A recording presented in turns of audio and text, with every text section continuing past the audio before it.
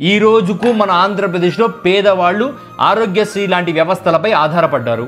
ప్రభుత్వం తన చేతులారా ఆరోగ్యశ్రీ నిధులను ఈ రోజుకు ప్రైవేట్ హాస్పిటల్స్కి పే చేయకపోవటం వల్ల ఆంధ్రప్రదేశ్లో ఆరోగ్యశ్రీ ఆగిపోయిందన్న విషయం మీకు తెలుసా?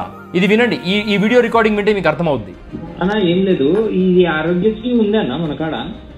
లేదు, ఇప్పుడు స్ట్రైక్ నడుస్తుంది సార్, చెప్పలేము. ట్యూస్డే అట్లా తెలుస్తుంది.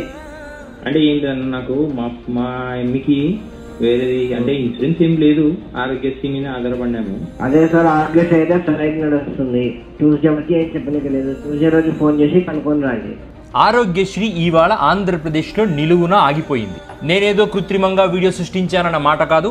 అఫీషియల్గా ఒక కర్నూలులో ఒక అతిపెద్ద ప్రైవేట్ హాస్పిటల్తో నేను మాట్లాడిన రికార్డింగ్ ఇది. చంద్రబాబు నాయుడు గారు చెప్పింది ఏంటి? 25 లక్షల వరకు Aarogyasri you can encash, you can avail the benefits of 25 lakhs. So మీకు ఇంకొక బ్యూటిఫుల్ థింగ్ విషయం చెప్తాను. హైదరాబాద్ లిమిట్స్లో ఉన్న బసవరామ తారకం హాస్పిటల్లో ఆరోగ్యశ్రీ ఉంది. ఆంధ్రప్రదేశ్లో ఉన్న ప్రైవేట్ హాస్పిటల్ నెట్వర్క్లో ఆరోగ్యశ్రీ లేదు. You just listen this recording of బసవరామ Tarakam hospital. Hello అక్క, బసవరామ తారకం ఆసుపత్రి? అవునండి, చెప్పండి. అక్క ఏం లేదక్క, నేను కర్నూలు నుంచి ఫోన్ చేస్తానా. మా వాళ్ళకు క్యాన్సర్ డిటెక్ట్ అయిందక్క.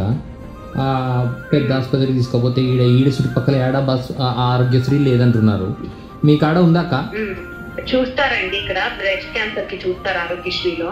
కానీ మీరు ఏం చేస్తారంటే, పేషెంట్ ఎవరైతే ఉన్నారో పేషెంట్ రిపోర్ట్, వాళ్ళ identity proof and Aarogyasri card, white ration card, AP వాళ్ళు అయితే 2 తీసుకుని రావాలండి. అదే ఈడ స్ట్రైక్ జరుగుతా ఉంది కదా, అక్కడ ఏం లేదు కదా అక్క?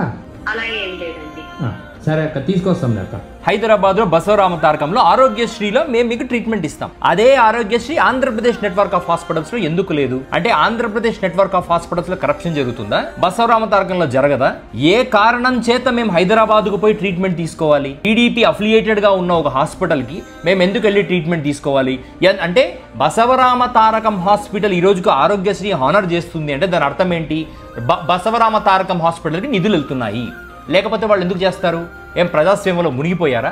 ఎందుకు ఆంధ్రప్రదేశ్ నెట్వర్క్ ఆఫ్ హాస్పిటల్స్కి నిధులు విడుదల చేయకుండా ఆరోగ్యశ్రీని చంపడానికి ప్రయత్నం చేస్తున్న ప్రభుత్వం చెప్పాలి.